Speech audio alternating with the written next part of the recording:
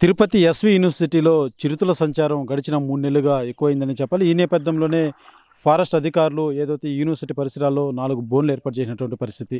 అయితే మనం చూస్తున్నాం వేదిక యూనివర్సిటీ వద్ద ఈ యొక్క బోన్‌లో ఇవాళ ఉదయం 5 గంటల టైంలో ఒక చిరుత వచ్చి చిక్కినట్టు ట్రాప్ కెమెరాలో గుర్తించినటువంటి పోలీసులు ఆ చిరుతను ఏదైతే బోన్‌లో పడినటువంటి చిరుతను ఇక్కడి నుంచి కడప జిల్లా చిట్వేలు అటవీ ప్రాంతానికి తరలించినటువంటి పరిస్థితి. అక్కడ తీసుకెళ్ళి ఆ యొక్క అటవీ ప్రాంతంలో కూడా వదిలేస్తారనేసని ప్రాథమిక సమాచారం. అయితే ఇదే తరహా అయినటువంటి బోన్లు మరొక చోట 3 బోన్లు ఇదే రకమైనటువంటి రీతిలో ఫారెస్ట్ అధికారులు ఏర్పాటు చేశారు. ఏదైతే మనం చూస్తున్నాం ట్రాప్ కెమెరాలు ఆ యొక్క చిరుతల కదలికలు గుర్తించేందుకు ఫారెస్ట్ అధికారులు ఏర్పాటు చేసినటువంటి ట్రాప్ కెమెరాలు ఇదే రకంగా మిగిలినటువంటి 3 బోన్ల వద్ద కూడా గుర్తించేలాగా ఈ విధమైనటువంటి ట్రాప్ కెమెరాలు అమర్చారు. అదే రకంగా మనం చూడొచ్చు ఇక్కడ గడిచిన 15 రోజుల క్రితం కూడా ఇదే స్థలంలో మనం వచ్చి ఆర్టీవీ కథనం కూడా ప్రసారం చేసినటువంటి పరిస్థితి.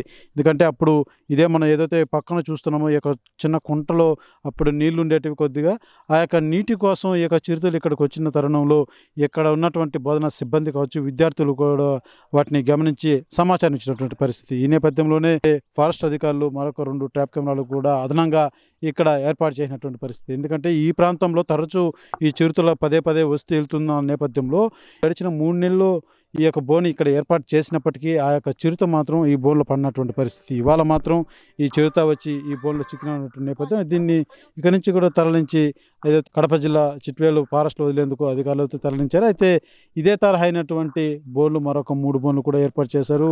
ఈ యూనివర్సిటీ పరిసరాల్లో మాత్రం ఈ చిరుతల సంచారం అన్నది మాత్రం గడిచిన 3 నెలలుగా చాలా ఎక్కువగానే తిరుగుతున్నాయని చెప్పాలి.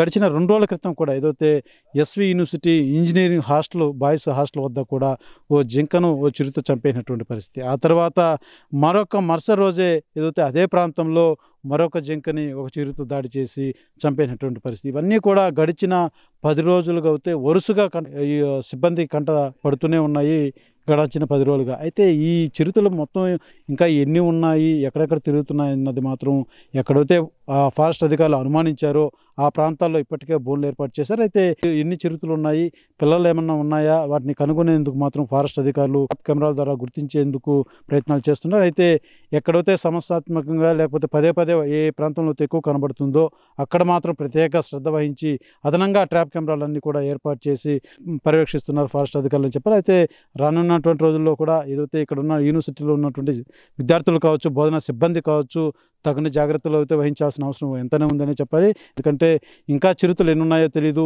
నిత్యం కూడా ఈ చిరుత సంచారం అనేది ఎక్కువ ఉంది కాబట్టి తగు జాగ్రత్తలు అయితే వహించాల్సిన అవసరం ఎంతనే ఉందని చెప్పాలి.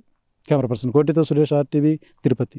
మరిన్ని వీడియోస్ కోసం ఛానల్ ని సబ్స్క్రైబ్ చేయండి. లేటెస్ట్ అప్డేట్స్ కోసం వాట్సాప్ ఛానల్ ని ఫాలో అవ్వండి. ఆ లింక్ డిస్క్రిప్షన్ లో ఉంది.